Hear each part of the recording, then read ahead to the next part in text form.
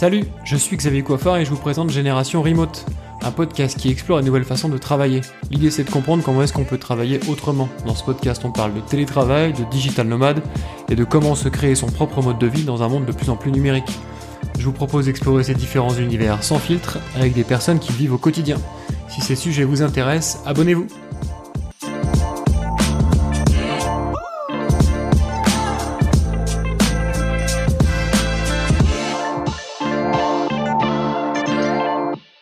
Bonjour à tous et bienvenue sur Génération Remote. Aujourd'hui, je reçois Mehdi Bouaziz. Salut Mehdi, est-ce que tu peux te présenter rapidement ? Salut Xavier, enchanté, merci de me recevoir. On est tous les deux dans mon salon, à Didier, en Martinique, pas très loin de chez toi d'ailleurs, donc c'est assez marrant de se retrouver ici, sachant qu'on s'était rencontrés à San Francisco à l'époque, à The Refiners, quand on montait tous les deux des startups. Donc pour me présenter rapidement, aujourd'hui je suis consultant en stratégie marketing pour des entreprises de crypto-monnaie, Web3. Donc j'arrive dans une boîte, je mets en place une stratégie marketing de A à Z, je recrute des freelances ou des gens quand il y a besoin, et puis on applique des méthodes pour faire grossir ces entreprises-là dans le monde des cryptos, qui est un marché quand même assez de niche encore aujourd'hui, et donc très intéressant, j'apprends des choses tous les jours. Et avant ça, j'ai monté une boîte de gaming robotique, on va dire, pour faire simple, juste après l'école. Donc j'ai fait une école d'ingé en maths appliquées informatique. Je me suis retrouvé à San Francisco, on a levé des fonds, je me suis retrouvé en Corée du Sud, un peu partout. J'ai continué l'aventure en Finlande en m'associant à d'autres gens qui faisaient à peu près la même chose dans le gaming et la robotique. Et puis j'en ai eu marre de la Finlande, du froid, moins 25 degrés l'hiver. Et donc là j'ai dit, bon, j'ai des compétences, je sais créer des business, je sais monter des communautés, etc. Donc je me casse et je vais aller un peu à droite à gauche sur des îles où il fait bon vivre, près de la mer, au soleil, pour faire ma propre popote. Ouais, moi c'est ça que je trouve qui est génial avec toi, c'est que donc comme tu disais, on s'est rencontrés à San Francisco en 2016. À l'époque tu sortais tout juste de l'école, ou presque. Et en fait, t'as quasiment toujours été ce qu'on appelle un digital nomade, c'est-à-dire quelqu'un qui a un business en tout cas un travail qui lui permet de voyager tout le temps. Pendant ces quelques années, 6 ans, en gros, t'as vécu aux États-Unis, t'as été faire des tours en Corée, t'as vécu en Finlande, t'as vécu un peu partout en Union européenne, en Grèce, t'as été faire un tour en Canaries, au Portugal et tout ça. Et donc voilà, t'es vraiment l'archétype, on va dire, à la fois je travaille dans une économie globalisée et j'en profite pour voyager, faire plein de trucs, discuter avec plein de gens et tout ça. Est-ce que c'était un choix de ta part ? Est-ce que tu t'es dit tout de suite en sortant de l'école, je veux faire ça ? Ou est-ce que t'es tombé dedans par hasard ? Tu peux nous expliquer un peu d'où c'est venu ? Ouais, c'est une bonne question. À la base, je voulais faire pilote de chasse, donc j'avais fait un lycée militaire en classe préparatoire. J'étais admis à Saint-Cyr et à l'école de l'air, mais j'avais été refoulé à cause d'un souci au cerveau, à l'électroencéphalogramme à l'école de l'air. Donc malheureusement, ce rêve, pour des raisons biologiques, et oui, il n'y a pas de justice quand on parle de nature, ce rêve s'est achevé et je me suis retrouvé, j'ai fait comme tous les gens en prépa qui n'ont plus trop d'idées de quoi faire ou qui n'ont jamais eu d'idée de quoi faire de leur vie. J'ai pris la meilleure école que j'avais, l'ENSIMAC, donc j'y ai été, et là j'ai découvert l'informatique et un peu tout ce monde-là du développement. J'y connaissais rien du tout. Moi je voulais faire des maths, j'adorais les maths, et là-dedans je suis tombé sur la junior entreprise. Et il y avait un président de la junior entreprise qui était là et qui était le dernier finalement encore en vie de l'association, qui m'a parlé un peu de tout ça, et j'ai trouvé ça extraordinaire de pouvoir trouver des clients, signer des contrats, gagner de l'argent et pouvoir faire ça un peu en mode tous les coups sont permis. Donc ça veut dire tant qu'on est dans la légalité évidemment, mais que voilà, on se réveille le matin, on se dit qu'est-ce que je fais aujourd'hui, et on se dit bon, faut que je trouve des clients, comment je fais ça ? Je sais pas, il y a internet, je peux aller voir des gens, les appeler, enfin on est complètement libre, et cette espèce d'esprit de liberté totale avec un but final qui est quand même de gagner de l'argent, d'embaucher des gens, de gagner plus d'argent, et etc. Ça fait très capitaliste ce que je dis, mais globalement voilà, de créer son propre truc soi-même, ça m'a fasciné, et donc je suis tombé là-dedans en école via la junior entreprise à l'époque. Donc je suis devenu président. Je me suis entouré d'une équipe, des gens exceptionnels à l'époque. On a triplé le chiffre d'affaires, et puis l'année d'après, j'ai formé un peu l'équipe suivante, qui ont doublé le chiffre d'affaires à leur tour, et depuis, du coup, le chiffre d'affaires est resté stable depuis des années et des années. Donc ça, c'était quand même assez une fierté, et puis de me dire, je peux construire des choses qui vont durer comme ça a été vraiment très très marquant pour moi. Et donc c'est pour ça ensuite que je me suis mis à monter des boîtes. Et sur la partie voyage, finalement, ça arrivait, c'était pas du tout prévu. Moi, c'était vraiment créer des projets qui m'intéressaient, créer ce genre de choses. Et les voyages, voyage, c'était juste la conséquence des projets que je créais. Et ça a commencé avec San Francisco, comme tu disais, parce que j'avais très peu voyagé avant ça, finalement. J'étais en école, etc. J'étais en classe prépa, à part les vacances avec les parents, évidemment. Mais avant ça, j'avais pas eu spécialement d'opportunité de beaucoup voyager. Et donc, c'est vraiment en faisant cette start-up de Kissbat à l'époque, de gaming robotics, en postulant à cet accélérateur à San Francisco, qu'on s'est retrouvé comme ça. En un mois, on a eu la réponse, et puis un mois plus tard, il fallait qu'on soit à San Francisco. Et donc, lâcher nos appartements, faire les papiers, faire un visa rapidement. Et se retrouver comme ça du jour au lendemain à galérer dans les rues de San Francisco, à être complètement stoné par les gratte-ciel qui nous filaient le tournis. On n'avait jamais vu ça de notre vie avec Cyril, mon cofondateur.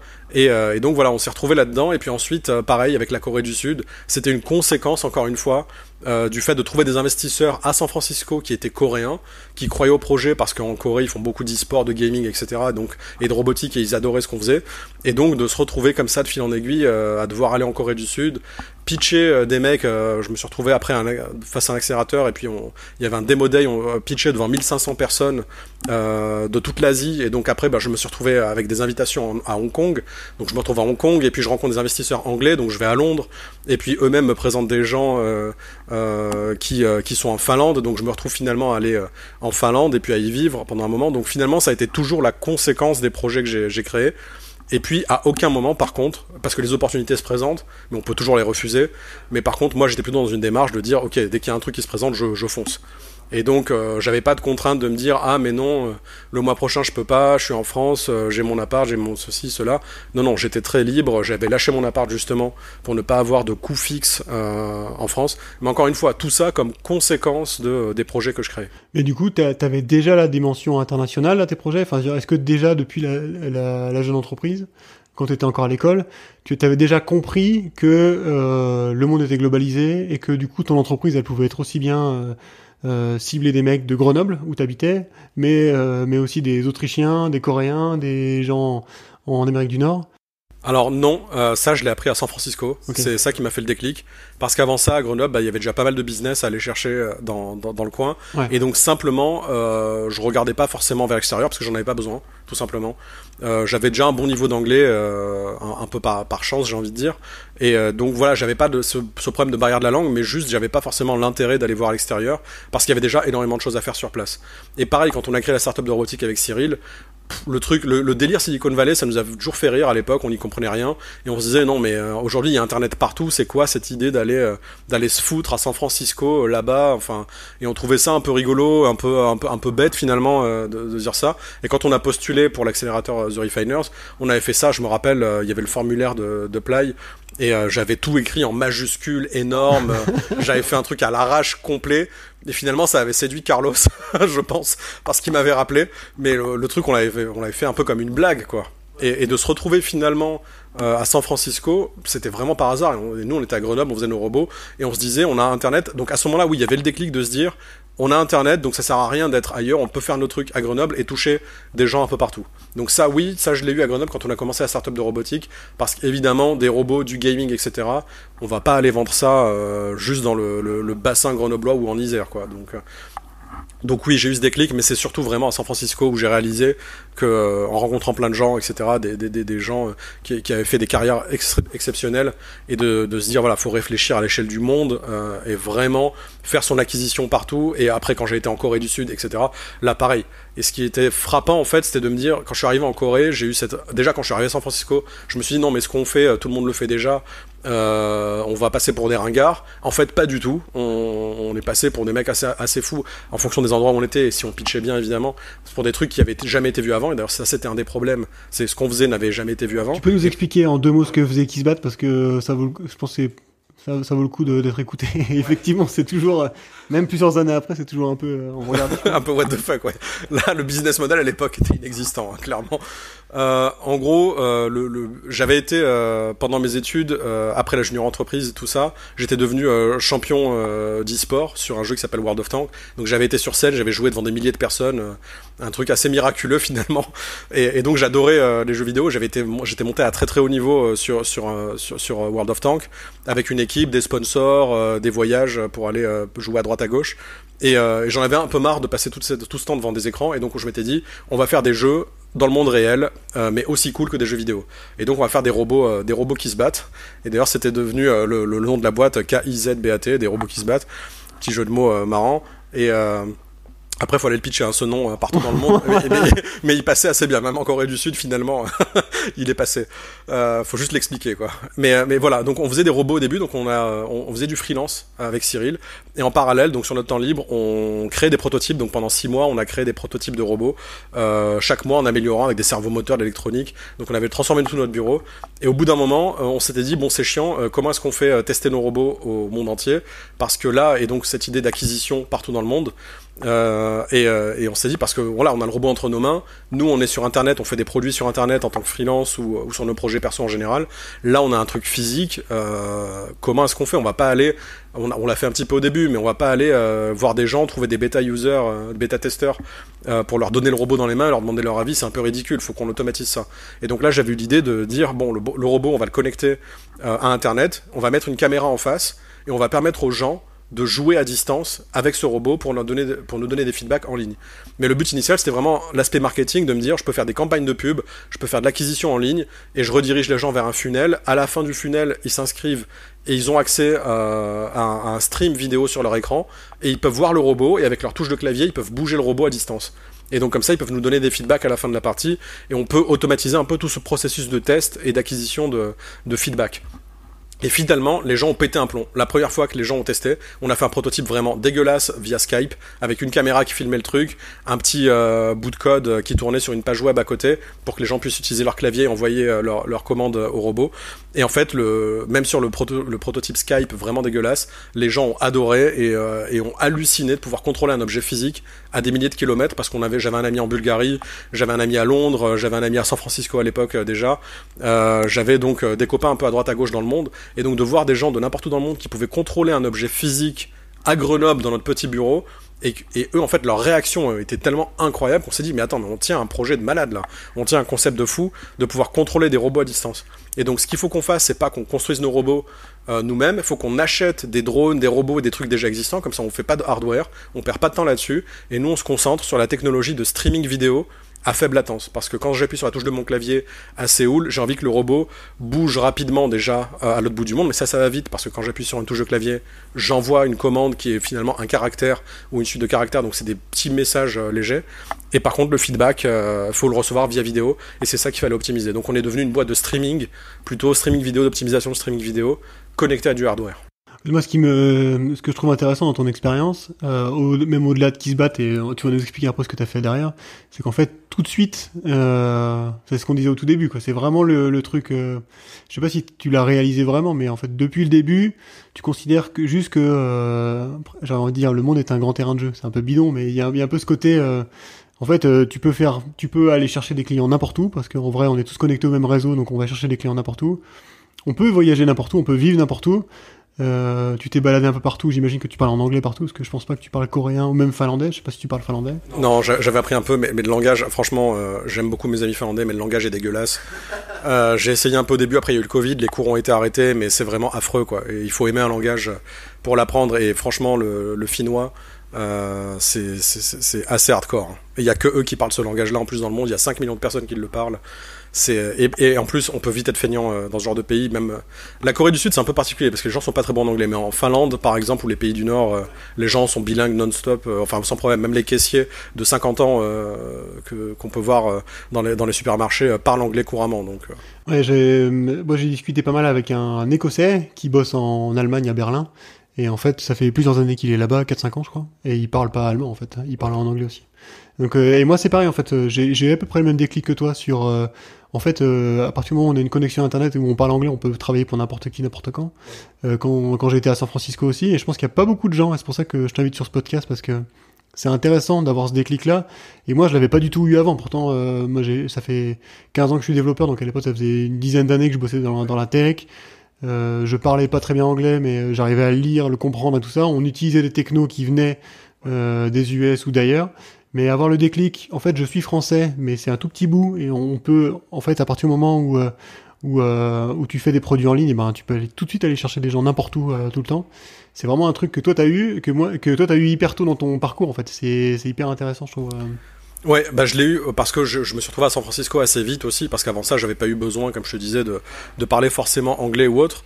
Bah après, si, en fait, je dis ça, mais dans le jeu vidéo, dans l'e-sport, j'avais une équipe internationale.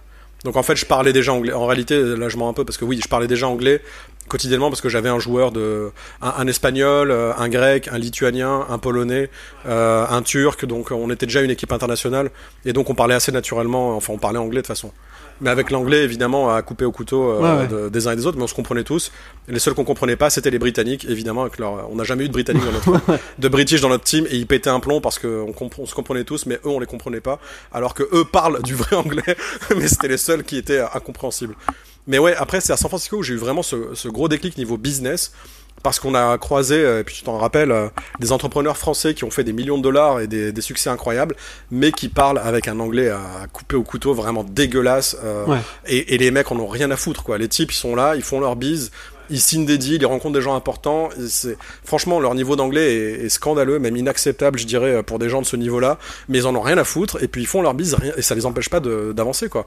Et là, je me suis dit, attends, putain, si les mecs réussissent en parlant aussi mal et en s'en foutant à ce point-là, Ouais. c'est que clairement, faut qu'on arrête de s'excuser, parce que ça, c'est le réflexe aussi quand on parle avec Ouais. des Américains au début, c'est dire, ah, sorry, I'm French, blablabla, mon accent, alors qu'ils s'en foutent. En réalité, juste ne t'excuse pas, parle, communique. Si le mec a pas compris, tu répètes. Si t'as pas compris, tu lui fais répéter.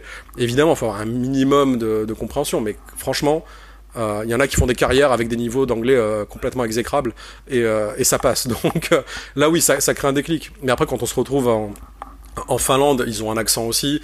En Corée du Sud, tout le monde a un accent. Et puis, au final, voilà, même quand on croise des Espagnols, des Grecs ou autres qui parlent anglais, au final, voilà, c'est tout le monde se débrouille, donc faut arrêter de s'excuser, avancer, puis se dire que voilà, on se fait comprendre quand même à peu près partout, sans problème. T'as dit un truc là sur les jeux vidéo auquel j'avais pas pensé en préparant ce podcast. Peut-être on va faire un petit aparté sur les jeux vidéo et sur ta période World of Tanks. Parce qu'en fait, moi je jouais beaucoup aussi au début, pas loin d'être à ton niveau, mais en tant que joueur, quand j'ai commencé à coder et à bosser à distance avec des gens, à l'époque en freelance, je trouvais ça hallucinant, parce que je parle de ça, c'était en 2007, 2008, 2009, un truc comme ça, où les gens étaient encore au conf call, donc avec la pieuvre au milieu de la table pour travailler à distance. C'était horrible. Et à l'époque, on avait déjà Mumble, on avait déjà des solutions de voix IP, TeamSpeak et des trucs comme ça. Il n'y avait pas encore trop de vidéos parce que l'internet était un peu lent à cette époque. Toi, quand tu étais joueur pro, c'était en quelle année? Et du coup, comment est-ce que tu organisais? Parce que c'était du jeu en équipe, donc en fait c'était du travail en équipe, on va dire, à distance. Et tu disais qu'il y avait des nationalités différentes. Ouais. Est-ce que tu peux nous expliquer un peu comment t'organisais comment est-ce que vous organisez la stratégie en jeu et tout ça, quels sont les trucs que vous avez mis en place? Ouais, c'est une bonne question. Et c'est vrai que sur la partie c'est un peu du télétravail finalement, avant l'heure. Et même j'ai commencé beaucoup plus tôt que World of Tanks, parce que World of Tanks, j'ai commencé à jouer, ça devait être en 2012-2013. Mais j'ai commencé à jouer en réseau sur Flight Simulator, à l'époque des avions, avec justement je volais avec des pilotes de chasse en activité à l'époque, même un mec qui était en Afghanistan, qui me racontait les opérations et qui dépilait les bombes tous les jours. Enfin, c'était assez choquant à l'époque. Et en fait, sur Flight Simulator, avec TeamSpeak déjà à l'époque, et c'était en 2006, 2007 je pense, par là. Et donc la connexion était pourrie, mais on arrivait quand même à faire du vol en formation, sachant qu'il faut être ultra précis, que là le ping est impardonnable, et donc souvent on voyait les avions se téléporter un peu à droite à gauche, et on enregistrait les vols, et quand on arrivait à avoir une connexion relativement stable, on avait des vols en formation assez incroyables sur Flight Simulator. Donc c'était un peu les débuts, et donc oui, synchroniser, parler, communiquer, se retrouver sur les bons points de la map au bon moment. Donc en fait c'était déjà de la coordination à distance via du vocal finalement. Donc en fait j'ai eu ça assez naturellement, parce qu'à l'époque j'avais 15-16 ans, et donc en fait j'ai toujours finalement entre guillemets travaillé comme ça. Et pareil après sur World of Tanks, là c'était beaucoup plus sérieux pour le coup. Au début je jouais parce que j'étais en stage de fin d'études, et je me faisais chier, et donc j'avais que ça à foutre à ce moment-là, et donc je jouais pas mal à World of Tanks. Un peu, c'est un pote qui m'avait filé le lien, et j'ai commencé à avoir un bon niveau, je suis rentré dans des équipes, et ensuite j'ai créé ma propre équipe, j'ai embauché des mecs que j'avais rencontrés à droite à gauche, enfin embauché, j'ai recruté des types, on s'est arrangé pour travailler ensemble. Et là, on travaillait, donc c'était Google Spreadsheet, tout simple, pour mettre un planning d'entraînement, donc on avait un onglet qui était le planning d'entraînement que je mettais chaque semaine, avec de telle heure à telle heure, le nom de toutes les personnes qui seraient dispo ou pas dispo. Donc c'était un jeu où il fallait être 7 dans l'équipe, et donc on avait 5 remplaçants en plus, 5 ou 6 remplaçants, ça dépendait des fois, et en fonction des dispos de chacun, parce qu'on avait tous des jobs à côté. Et donc il fallait gérer déjà l'organisation, gérer le projet en gros, hein, entre guillemets, savoir qui s'entraîne quand, comment on fait, sur quoi va porter l'entraînement du jour. Et donc on faisait ça de manière assez sérieuse. Et puis j'avais aussi un onglet sur les strats, donc avec un screenshot de toutes les maps, avec les placements des différents tanks en initial, au début de la bataille, avec les rotations qu'il fallait faire en fonction des éléments déclencheurs pendant la bataille, et donc de vraiment travailler toutes les compositions, les différents tanks qu'il nous fallait, parce qu'il y a différents types de tanks, etc. Et en fonction des maps, en fonction de si on attaque, si on défend, il y a plein de strats qu'on peut mettre en place pour déclencher l'assaut, pour contre-attaquer, etc. Donc de tout préparer avec des visuels et de faire vraiment des plans d'attaque assez propres. Et ensuite de s'entraîner pour pour performer dessus, connaître tous les temps de rechargement des tanks, les différents buissons où on peut se cacher sur les différentes maps, les buissons qu'on peut blind-shotter, ça veut dire quand quelqu'un est caché, qu'on sache à peu près les buissons les plus importants, et si on se fait détecter, on sait qu'il y en a un qui doit être planqué là-dedans, et donc de s'entraîner à synchroniser nos tirs et de faire des salves à l'aveugle, et d'exploser les types. Et donc c'était quand même, on est allé assez loin, hein. Franchement on est allé très très loin dans le niveau d'entraînement, et c'était finalement de la gestion de projet complète, parce que c'était avec des process de recrutement de joueurs régulièrement, parce qu'il fallait une rotation quand les mecs étaient moins bons ou faisaient autre chose dans leur vie, finissaient leurs études, commençaient à bosser, ou les mecs qui avaient une copine et qui du coup n'avaient plus de vie à ce moment-là et partaient du monde du jeu vidéo, et donc il fallait remplacer tous ces trucs là au fur et à mesure, et donc vraiment gérer une équipe quelque part. Ouais, c'est intéressant parce que du coup, t'as à la fois de la gestion de projet, t'as à la fois, j'imagine, aussi des répétitions dans le jeu où tu vas avec le mec pour dire là, il faut se mettre là, il faut se mettre là et tout ça. Ouais, exactement. Et t'as aussi tout ce qui est recrutement. En fait, c'est un truc dont on parle beaucoup sur ce podcast. Comment est-ce qu'on fait pour recruter des gens en télétravail, en full remote et tout ça. Et il y a beaucoup de gens pour qui ça paraît un peu insurmontable de recruter des gens qu'ils ont jamais vus et tout ça, alors que quand tu bosses pour des jeux vidéo, bon, les enjeux sont pas forcément les mêmes, même si à haut niveau, il y a quand même de l'enjeu. Mais c'est des gens qui sont pas payés pour le faire ou très peu. Qui sont bénévoles, qui font ça sur leur temps libre le soir et qui donc du coup ont des aléas et tout. Donc j'imagine que le processus de recrutement et ça va être. Bah là c'est des forums, c'est assez marrant parce que ça passait par. Il y avait un forum World of Tanks dans lequel on pouvait poster des annonces. Après c'était beaucoup, il y a des clans et puis après c'était le bouche à oreille beaucoup. Parce que quand on commence à avoir un très gros niveau, il y avait un système qui s'appelait le WN8, c'est en gros un résumé de nos stats. Et après il y a des couleurs de joueurs. Violet c'est les super unicums, les super bons, etc. Et après il y a différents types de couleurs. Et donc après quand on passe dans les joueurs violets entre guillemets, on est tous entre bons et tout le monde se connaît parce qu'on est dans les meilleurs clans, dans les meilleurs trucs. Et donc beaucoup de bouche à oreille. Mais après le process c'était on ramène les mecs qui ont l'air chauds, qui sont déjà recommandés par certains joueurs, en qui on a confiance. On les ramène, on fait un test sur la map, donc 1v1, 2v2, et ensuite très vite on va lancer des jeux, des parties où on va les intégrer, donc on va avoir notre équipe moins un joueur, et donc on va mettre le nouveau en remplacement, et ensuite on va le briefer rapidement au début de la bataille. On va pas faire des strats très complexes, mais déjà on va voir ses placements, est-ce que le mec joue bien, etc. Et c'est assez fou parce qu'en lui faisant faire une tâche aux côtés du reste de l'équipe, on voit très très vite qui est bon, qui est pas bon. Donc typiquement, les joueurs excellents en termes de stats, c'était des stat padders, on les appelait, parce que les mecs restent en fond de map et snipe toute la game pour faire des dommages, mais ceux-là en termes de team play sont vraiment nuls à chier. Et donc il y a plein de joueurs comme ça qui ont des stats excellentes, des mecs qui sur le papier sont brillants, mais quand on les met en travail d'équipe, on se rend compte que les types sont là pour faire leurs stats dans leur coin et sont en fait inutiles. Donc ça veut dire quand il va falloir prendre un obus pour couvrir un ami ou quoi, bah les mecs sont pas là. Quand il va falloir faire les mouvements ensemble, ils sont pas là. Niveau communication, très important. La communication, ça c'était le critère numéro 1 je pense. En numéro 1 c'était communication, donc les mecs ils parlent pas, donc on sait pas ce qu'ils font, donc on est en train de faire un assaut, tout le monde dit je suis là, j'ai rien, c'est bon, je suis prêt, machin, tout le monde fait un peu son truc, donc parle de manière propre, et il y a un type qu'on n'entend pas. Et ça en fait c'est hyper stressant dans une game parce que déjà on est hyper concentré sur ce qui se passe, parce qu'il faut réagir vite à haut niveau. Et c'est hyper stressant parce qu'on a un blanc en fait dans notre visualisation mentale de ce qui se passe. On a un espèce de coin d'ombre où on se dit attends, qu'est-ce qu'il est en train de branler. Et donc ça casse en fait. Un joueur qui communique mal ou qui communique pas, ça détruit complètement le team play, ça fout vraiment la pression à tout le monde et c'est assez horrible. Et ça en fait on le retrouve après dans le boulot où typiquement sur Slack ou dans une équipe ou machin. Quand il y a des mecs qui disent pas ce qu'ils sont en train de faire et qui parlent pas depuis une semaine ou deux, Au bout d'un moment on se dit attends mais merde, qu'est-ce qui se passe, enfin ça fout une espèce de malaise bizarre, inexplicable, et c'est rare que quelqu'un aille voir cette personne en disant bon attends mec, qu'est-ce que tu fais concrètement, ou alors soit c'est trop violent comme approche, soit elle ne se fait pas et ça fait pourrir des situations. Donc c'est vrai que la communication c'est assez marrant parce que je retrouve ça aujourd'hui où le manque de communication finalement ça fait dégénérer très vite le travail d'équipe. En fait, c'est marrant parce que là, ce que tu racontes avec World of Tanks, moi, dans ma tête, tout de suite, j'ai fait le parallèle avec le recrutement de développeurs, parce que c'est probablement, c'est de là que je viens, donc c'est ce que je connais le mieux.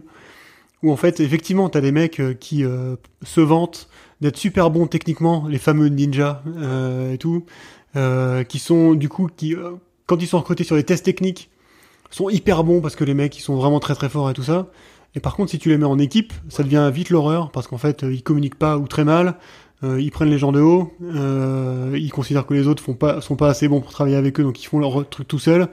Et en fait, on se retrouve avec des gens qui sont complètement incapables de bosser en équipe, et au final, ce qu'ils produisent est bien moins bon que ce que peut produire une équipe de 3 personnes qui communiquent bien, même si leur niveau technique est moins fort. Et du coup, c'est intéressant de dire, finalement, plutôt que de recruter des gens avec du test technique bourrin pour voir si techniquement ils sont bons, les prendre d'une façon ou d'une autre sur quelques jours, quelques semaines, à travailler avec d'autres gens tout de suite en immersion. En fait, et quand on est en remote, c'est encore plus important, je pense. Et comme ça, tu testes tout de suite dans la vraie vie et pas juste des tests un peu hors sol où tu fais du triage de tableaux, de l'algorithmique bidon dont tu n'as presque jamais besoin. Ok, on va fermer la parenthèse World of Tanks. Du coup, on a parlé de San Francisco, comment t'as commencé vraiment très entrepreneur. Après, t'es parti en Finlande, où là, pour le coup, t'étais salarié. Et depuis la Finlande, t'es en freelance. Et là, t'es vraiment parti encore plus dans le délire digital nomade, parce que en Finlande, t'es resté 2 ans. Et maintenant, là, tu bouges vraiment beaucoup. Est-ce que tu peux nous expliquer un petit peu pourquoi est-ce que t'as changé, pourquoi est-ce que t'as choisi ce mode de vie-là? Et après on verra un peu comment est-ce que t'organises ta vie du coup, à la fois professionnelle et perso. Ouais. Alors la Finlande, ouais, c'est vrai que j'étais rentré dans un modèle un peu hybride où j'avais des parts, j'étais censé rentrer en tant que cofondateur, mais j'avais mal négocié au début, donc c'était très chelou en fait, et ça fait que j'étais une espèce de salarié plus, mais où finalement en fait j'étais assez frustré du fait de pas avoir plus de responsabilités, enfin j'en avais, mais de pas pouvoir impacter beaucoup plus sur les décisions. Ça, et puis je fais le lien avec le digital nomade derrière, c'est que les Finlandais sont assez froids.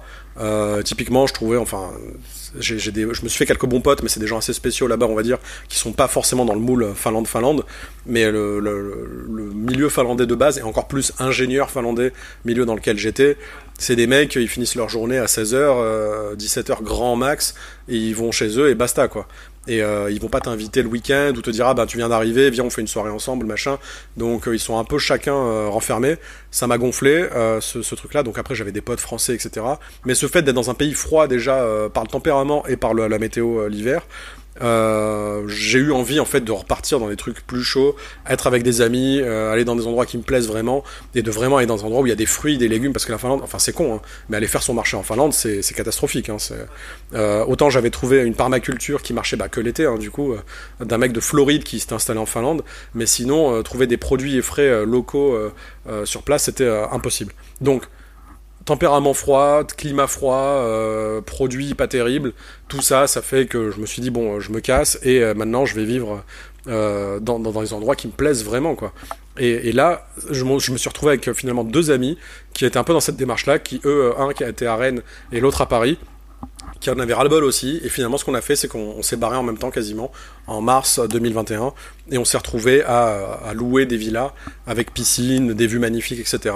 Et on s'est retrouvé dans les îles Canaries, puis on a fait plusieurs îles, puis on s'est retrouvé au Portugal, en Grèce, et donc on a bougé comme ça, et on avait des amis qui venaient de Paris, qui venaient d'un peu d'à droite à gauche, qui venaient nous rendre visite 1 semaine ou 2 par-ci par-là, et donc finalement dans un rythme où on travaillait la journée pas mal, et ensuite on avait beaucoup de temps, de soirées, et comme ça d'interaction sociale, et donc on avait tout le temps du monde, et il y avait une espèce d'effervescence, et c'était vraiment très très cool. Là pour le coup on a passé 9 mois comme ça à fond, et donc on a beaucoup bougé, et c'était cool d'être avec des gens qui étaient avec des amis qui eux étaient sur la même démarche finalement à ce moment-là. Donc ça a permis de faire la transition, mais en étant avec des gens voilà, au quotidien, et de pas être solo digital nomade à l'extérieur. Et du coup là à l'époque t'étais freelance, c'est ça? Ouais, à l'époque pas encore, non. À l'époque quand je suis parti de Finlande, j'avais aucune option. Donc je suis parti, il devait me rester 3000 balles sur mon compte maximum.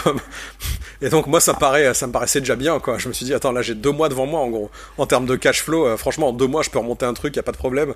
Donc j'étais assez serein et j'ai eu la chance d'avoir c'est toujours du bouche à oreille finalement. Chaque fois que j'ai dit à des potes je m'en vais, c'est le réseau et à chaque fois je me retrouve avec des opportunités à droite à gauche de me dire attends on est en train de lancer ça, ou tiens j'ai tel client qui a envie qui a une mission là-dessus ou autre.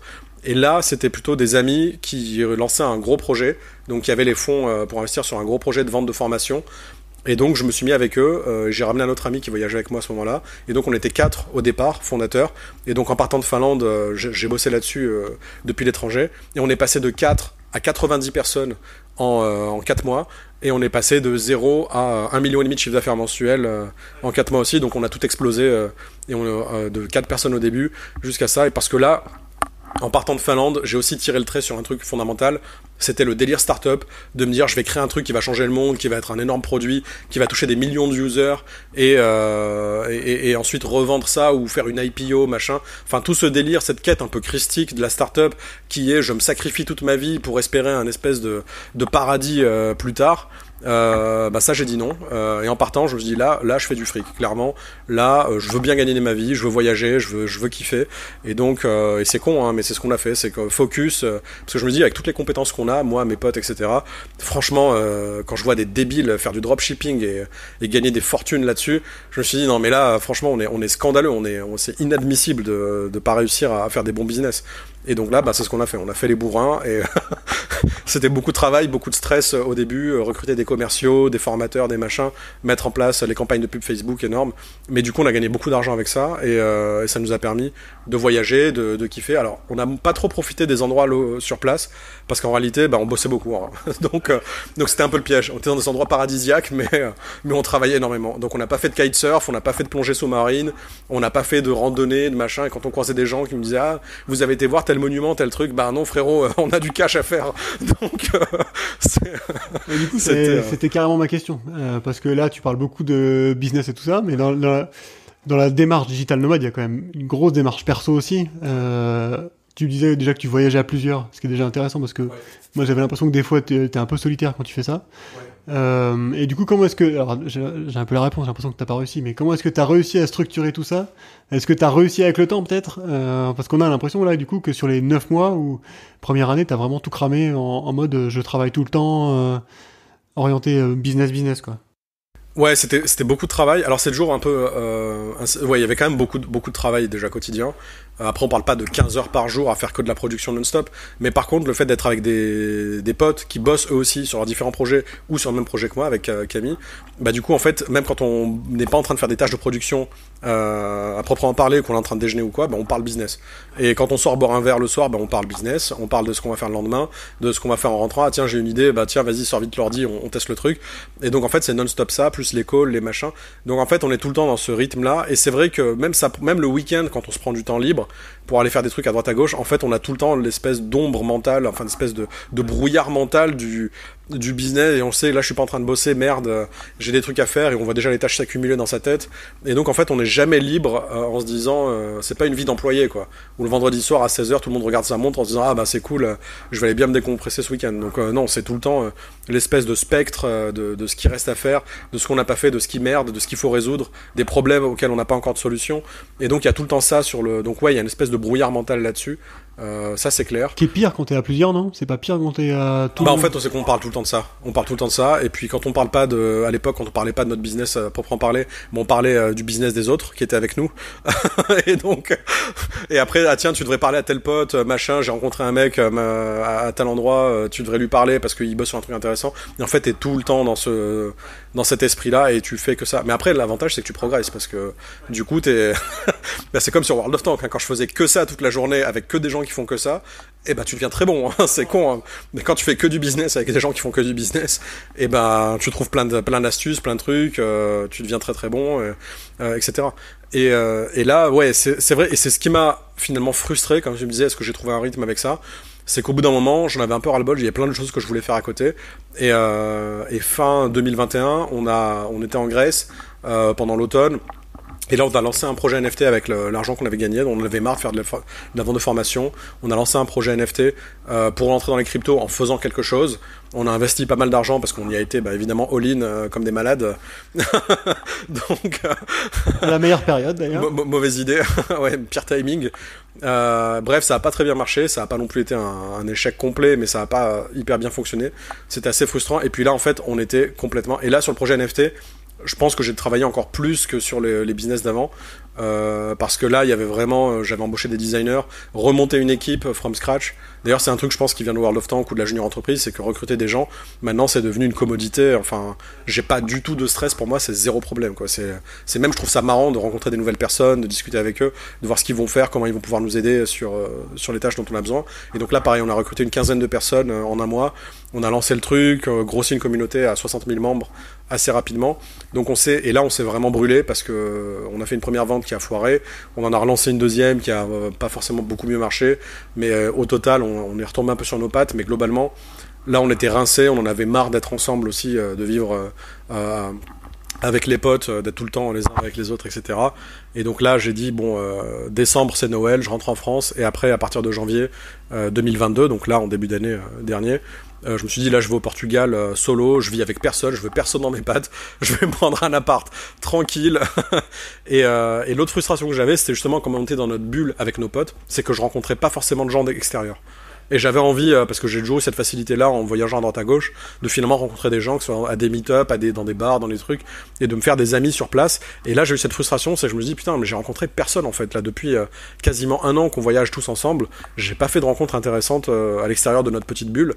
Et donc, j'avais envie aussi de ça, de croiser plus de personnes à droite à gauche. C'est un peu le reproche, enfin en tout cas un des points négatifs qu'on a l'impression de voir entre les lignes quand on lit des expériences de digital nomade. Souvent, on a l'impression que... Alors, s'ils voyagent à plusieurs, clairement, ils restent entre eux. Et même s'ils voyagent pas à plusieurs, ils vont dans des halls, dans des hubs, pardon, de digital nomades.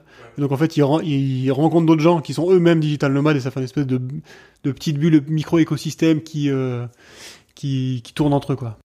Bah après ça c'est pas forcément mal, plus mal je dirais, parce que quand tu rencontres des mecs même digital nomades mais qui sont je sais pas, allemands, espagnols, italiens ou autres, mais qui comprennent aussi les produits sur lesquels tu bosses, ce qu'ils font, etc., qui font du sport en général, ils font pas mal d'activités d'extérieur, ils gagnent bien leur vie, donc en fait tu te retrouves dans un espèce de monde de gens similaires.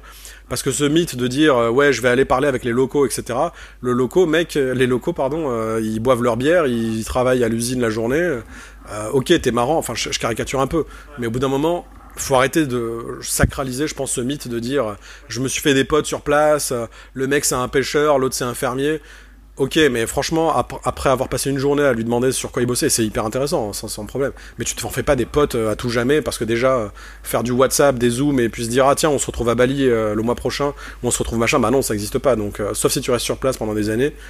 Mais je trouve que c'est déjà se faire des potes d'autres nationalités, ou même des Français aussi. Mais ça, j'en ai pas vu beaucoup, pour le coup, dans les différents endroits où on a été. Ouais. Assez peu finalement, dans les coins où que ce soit Portugal, Grèce, îles Canaries, etc. Mais après des étrangers, ouais, et ça, c'est toujours hyper enrichissant, je trouve, et c'est assez cool. Et encore une fois, enfin, faut pas se cacher, t'évolues avec des gens de ton milieu, sinon la différence elle est trop énorme. Tu sors au resto ou boire un verre, s'il y en a un qui est énormément en galère et pour qui ça coûte, c'est hors de prix, ça va vite foutre un stress au bout d'un moment. Donc on évolue, je dis pas que tout le monde est millionnaire hein, dans ce milieu, au contraire, enfin les gens gagnent. Plutôt les digital nomades, c'est des gens qui structurent leur vie et leurs revenus en fonction de la vie qu'ils ont envie d'avoir. Donc c'est pas des gens qui vont forcément tous avoir envie de gagner énormément d'argent comme on l'a fait à l'époque avec mes potes, et ce qui est assez qui te brûle, enfin on finit en espèce de demi burn-out dégueulasse. Donc c'est plutôt des gens qui ont envie d'apprécier la vie, de bien gagner leur vie mais sans forcément devenir milliardaire. Et donc voilà, d'être dans une espèce de démarche cohérente avec ces gens-là, je trouve pas que ce soit si mauvais que ça, quoi. Du coup, tu disais que quand t'as été au Portugal, t'as voulu y aller solo parce que t'avais fait un espèce de burn-out, on va dire, un demi-burn-out, cramé beaucoup d'énergie et de temps et tout ça, à vivre à plusieurs sur un truc à barrer que business tout le temps. Est-ce que t'as réussi à structurer un peu plus ta vie? Est-ce que t'as réussi du coup à faire des loisirs et tout ça et comment t'as fait du coup? Qu'est-ce que t'as changé? Bah après, en arrivant au Portugal, je me suis dit bon là, je vais me laisser du temps pour faire d'autres choses. Et finalement, je me suis retrouvé, parce que j'ai dit à des potes, à deux, trois potes, que j'arrêtais l'émission, que je prenais un peu de temps pour moi. Et puis là, je me suis retrouvé en faisant un call, un pote qui m'a dit ah bah tiens, un tel veut lancer un projet NFT, ils ont envie d'avoir ton feedback, est-ce que tu peux prendre le call? Et je m'étais promis de pas prendre de call pendant le mois de janvier. Je me suis dit bon allez, c'est un pote, vas-y je le prends, je fais un partage de feedback. J'avais encore la haine franchement du projet qui avait foiré et de tout ce qui avait été mal fait. Et je m'en voulais encore sur des trucs, j'en voulais aussi à l'équipe. Enfin il y a plein de trucs qui allaient pas. Et là, je prends ce call-là et finalement, je me retrouve un peu de fil en aiguille, engrainé dans le truc et je me retrouve à faire du freelance finalement pour aider une boîte à relancer son propre projet NFT. Et donc là, je me retrouve aussi dans ce truc où, au début, je me suis dit bon, ça va être l'occasion d'apprendre justement, comme tu dis, à vivre en mode boulot, équilibre, etc. Et en fait, je me suis assez brûlé aussi les 2 premiers mois où j'ai pas mal bossé parce que je voulais faire mes preuves aussi et j'avais quand même cette revanche à prendre en me disant bon, j'ai foiré un lancement, faut que j'en fasse un deuxième. Et donc j'ai beaucoup travaillé les 2 premiers mois. Et ensuite, le projet, il y a eu 12 000 changements de direction en fonction du marché, qui était en bear market, donc c'était difficile. Tu testes plein d'actions qui marchaient très bien 2 mois avant et qui d'un coup ne marchaient plus du tout. Et donc en fait, il y avait des choses à réinventer, à retrouver, enfin, et c'était beaucoup plus compliqué que prévu. Et finalement, ça a été, j'étais quand même assez orienté boulot encore cette période-là. Par contre, j'ai pris le temps, c'est vrai, de sortir les week-ends notamment, d'aller rencontrer, même les week-ends en fait, quand on lance un projet, une communauté NFT, bah, la communauté le samedi dimanche, bah, c'est là où elle passe le plus de temps en général. C'est le week-end, donc elle est sur le truc, donc on peut pas non plus dire le week-end il y a personne. Mais malgré ça, voilà, je prenais du temps, j'ai rencontré des gens sur place, j'ai des amis que j'avais pas vus depuis longtemps qui eux se sont installés au Portugal à peu près au même moment, donc ça m'a fait vraiment plaisir de les revoir. Mais j'avais quand même ce spectre du travail encore vachement dessus. Et la différence, c'est que j'ai commencé à faire pas mal de sport aussi à ce moment-là. C'était assez cool. Donc ouais, j'ai réussi petit à petit à me construire un meilleur équilibre, on va dire, à rencontrer plus de gens, à travailler dans des cafés, etc., à aller voir dans des meet-ups, des trucs comme ça, où j'ai rencontré des gens aussi. Donc ouais, j'ai réussi à corriger ce problème d'être resté trop dans ma bulle l'année précédente. Et là, j'ai fait beaucoup plus de rencontres, clairement. Et du coup, maintenant, c'est mieux ou pas? Est-ce que tu t'es encore amélioré depuis le Portugal? Maintenant, depuis le Portugal, bah après j'étais en France là pendant 2 mois récemment pour l'été, donc j'ai vu pas mal de potes, de familles, etc. Donc j'ai beaucoup vu de personnes. Et donc là, je suis revenu en Martinique en me disant bon là j'ai envie de faire un break encore. J'ai vu trop de gens et je vais me reconcentrer un peu sur le boulot et sur des activités à côté. Donc là c'est plutôt le sport, la plage et le travail. Mais c'est vrai que le travail me prend encore trop de temps par rapport à ce que je pensais. Donc j'essaye, je suis beaucoup mieux cadré, hein, clairement, par rapport à des époques chaotiques où c'était un travail non-stop, c'était du n'importe quoi, ou des époques où c'était un mélange de travail, de sorties, des trucs un peu où pas vraiment de rythme. Là j'ai un rythme beaucoup plus carré aujourd'hui. Clairement c'est ce que j'ai appris. Donc ça veut dire sport le matin, après du boulot jusqu'à 13h à peu près, un peu de travail l'après-midi, et ensuite sortir à la plage ou autre, faire des trucs. Donc voilà, beaucoup plus systématique. Ouais, c'est intéressant parce qu'on parle beaucoup de ça, de la limite entre le travail et le pro et le perso sur ce podcast quand t'es en full remote et tout ça.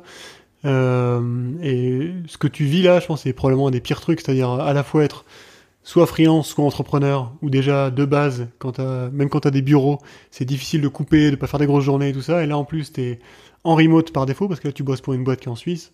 C'est un des côtés sombres, je pense, du du nomadisme, on va dire ça comme ça. En fait, est-ce que c'est un mode de vie que tu veux continuer encore? Est-ce que tu veux te poser? Est-ce qu'au final tu t'y retrouves? Comment tu vois le truc? Non, franchement, je m'y retrouve. Après, c'est vrai que j'ai réalisé un truc tout bête, hein, mais c'est vrai que ça met un petit stress à chaque fois, parce qu'au début, on bougeait tous les mois. Donc tous les mois, on changeait de place.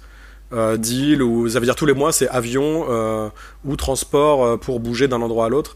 Et en fait, c'est relou parce que ça veut dire ça prend de la charge mentale toute conne, hein, de devoir trouver un endroit, le louer, contacter la personne, trouver les billets, organiser le trajet, rendre l'endroit qu'on a loué nickel, avec juste refaire un ménage, etc. Donc à chaque fois, ça met des transitions comme ça.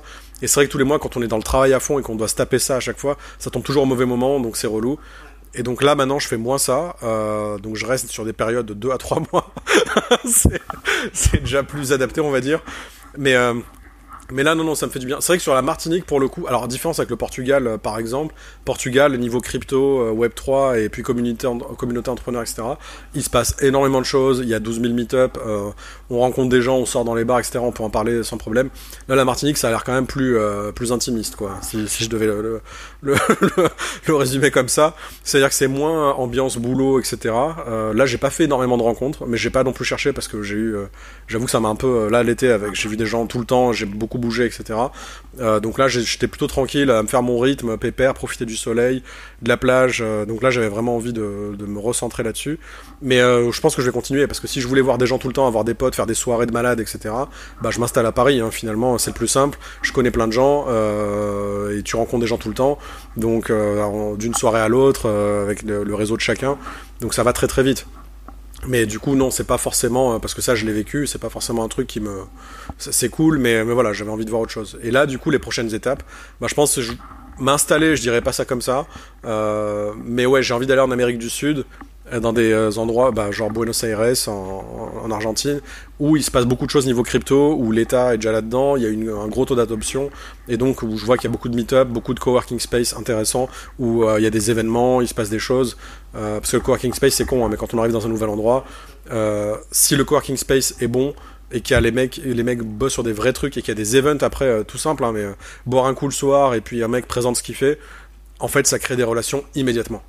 Et puis les gens sur place qu'on rencontre, il y en a qui sont là depuis longtemps parfois, et donc ils vont nous présenter d'autres gens, qui vont nous montrer les endroits à visiter en ville, et donc c'est toujours un très très bon point d'entrée quand on arrive pour se faire des relations très vite, avec des gens accueillants, qui parlent anglais, donc voilà. Et là c'est ce qui manque, je dirais, en Martinique pour le coup, c'est qu'on en a fait, tu m'as montré quelques endroits, d'ailleurs merci, heureusement que t'es là. Mais c'est vrai que t'as pas la même énergie, t'as pas cette vibe de putain ça bouge à fond, faut y aller. Après, on peut le créer hein, dans les endroits où on va, mais c'est vrai que quand on arrive et que c'est déjà en place, c'est déjà cool. Mais je suis pas non plus venu pour ça forcément. Là, je suis vraiment venu pour faire de la plongée sous-marine, bosser tranquillement et puis passer du temps sur d'autres projets. Et du coup, ton client actuel là, qui est donc en Suisse, ça lui pose pas de problème que tu sois en Martinique, que tu ailles en Amérique du Sud après? Le décalage horaire les embête pas, ils s'en foutent? C'est parce que c'est Web3, tu crois ou... Alors, le décalage horaire, moi, il m'a embêté parce que je me suis tapé des calls à 4h du matin les 3 premières semaines. Après, j'ai craqué, donc j'ai demandé à bouger. Donc, c'est un peu chiant parce que bah, du coup, j'ai demandé... ça fait qu'il y a une dizaine de personnes ont dû modifier leur agenda, mais c'était ça où j'arrêtais de toute façon. Mais là, je suis à une étape où, en fait, c'est pas forcément... En fait, si la personne pour qui je bosse est pas forcément contente, elle me dit bah non c'est pas possible, faut pas que tu sois loin, bah je lui dis bah écoute merci au revoir, j'irai trouver un autre client. Donc au final, et puis je pense que les mentalités ont assez évolué. J'ai eu aucune réflexion. Franchement, ils ont été très cool. Ils m'ont laissé bouger mon horaire sans problème. Ça concernait 10 personnes et que ça fait chier parce que t'as les mecs, ils sont dans leur fond suisse, machin. C'est des gens sérieux, etc. Mais non, franchement, ils sont assez chill. Et aujourd'hui, il y a quand même tellement de travail remote. Tu bosses tellement avec des gens à droite à gauche qu'une boîte qui aujourd'hui me dirait ah non, tu peux pas bosser d'où tu veux, machin. Je trouverais ça tellement ringard, bête et ridicule. En fait, ça en dirait tellement long sur leur culture que je me dirais mais attends mais c'est nul, enfin mais il faut surtout pas bosser avec ces gens-là quoi. Je leur dirais même merci de me prévenir que vous êtes aussi bidon parce que franchement j'ai pas envie de perdre de temps avec des gens comme ça. En fait moi je dépile pas mal d'offres d'emploi là pour Remote FR. Toutes les semaines je vais chercher des offres d'emploi 100% remote et des offres françaises et des offres internationales. Et en fait il y a beaucoup d'offres qui sont dans le Web3. Et j'ai l'impression que dans le Web3, par défaut, c'est full remote, c'est ce que tu racontes, quoi. C'est-à-dire qu'on s'en fout d'où tu es, de ce que tu fais, du moment que tu bosses. Et le remote est vraiment par défaut sur le Web3, pas encore dans le Web2. Il y a beaucoup de boîtes, Web2, même des grosses boîtes, qui te disent full remote, ok, mais que si t'es aux US, ou que si t'es sur le fuseau horaire européen, tu vois, il y a encore beaucoup de blocages quand même. On le voit aussi sur ce podcast. Beaucoup de gens qui disent, moi je suis ok pour du remote, voire même du full remote, mais ça commence à devenir pas beaucoup de gens. Mais sur du full remote avec du décalage horaire, ça commence à devenir assez restreint. Mais moins dans le Web3, je pense.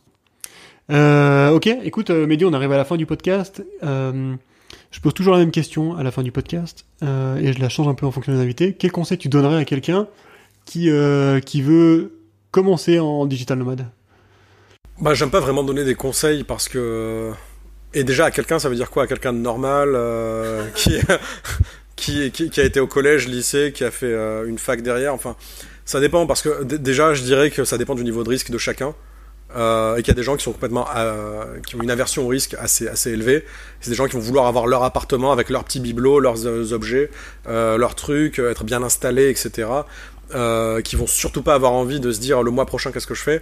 Moi je sais que c'est plutôt l'inverse, pas pour me le raconter en mode je suis courageux, je fais ce que je veux, mais plus dans le côté un peu bête de la prise de risque sans considération, et de me dire et je sais qu'à 3 jours de devoir rendre un Airbnb, même si j'en ai toujours pas trouvé un, je suis serein quoi.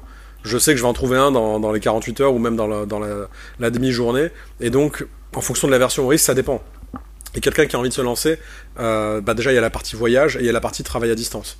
Je dirais que les deux peuvent fonctionner. Trouver un job à distance d'abord et ensuite bouger où on veut, ou alors commencer à bouger où on veut, prendre goût à ce rythme-là et du coup se forcer à trouver un job à distance en se disant sur les endroits où on va, sur place, en allant dans les coworking space, etc. Parce qu'on cherche tout le temps à recruter des gens, soit en marketing, en développement, en ce que tu veux. Quelles compétences on a déjà, ça c'est le point numéro 1, et si on a des compétences à offrir, après trouver des clients sur internet ou sur, alors là on pourrait faire un cours complet là-dessus par la suite. Moi aujourd'hui j'ai la chance d'avoir du réseau là-dessus qui me permet d'avoir des deals, etc.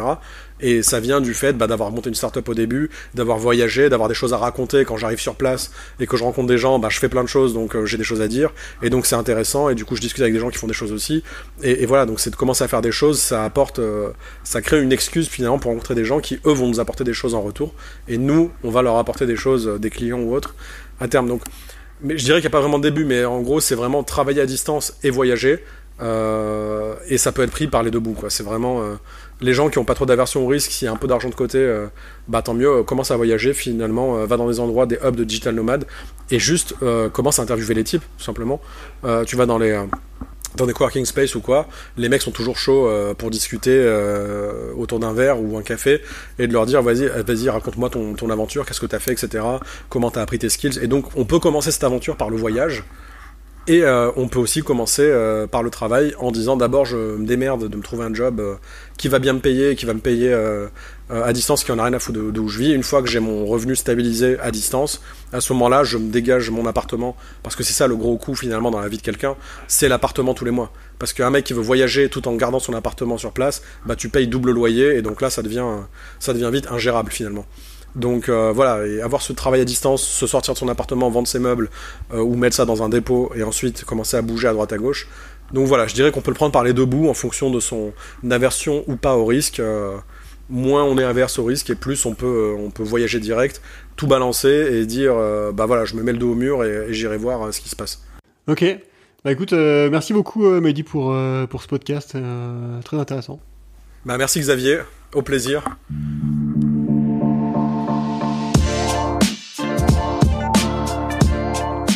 Merci d'avoir écouté Génération Remote. Si ce podcast vous a plu, n'oubliez pas de le partager autour de vous et de lui donner 5 étoiles sur iTunes, c'est la meilleure façon de m'aider. Si vous cherchez un emploi full remote, allez faire un tour sur remotefr.com. C'est un job board qui regroupe que des emplois tech 100% remote. On se retrouve dans 15 jours pour un nouvel épisode. D'ici là, portez-vous bien.